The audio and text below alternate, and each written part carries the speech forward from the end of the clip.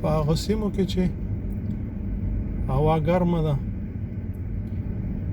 صدقې وکړئ، رحم وکړئ. د کور په مخو کې، د کور په چتونو باندې، باغونو کې اوبه کېږدئ چې دغه مرغیګانې، کاغیګانې او دغه پرنده ویسکي. دا ټول چې دی رحم دی د خدای په مخلوق باندې.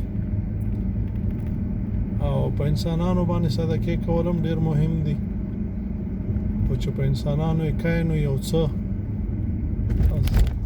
زړه کې یو څه راځي چې دا ښه ووایي، دا ما سره بیا مرسته وکړه. خو د خدای دغه مخلوقات چې دی د دوی نه بیا سړی څه تمه نه لري، نو دا ډېرې ښې صدقې دي وایي کوي.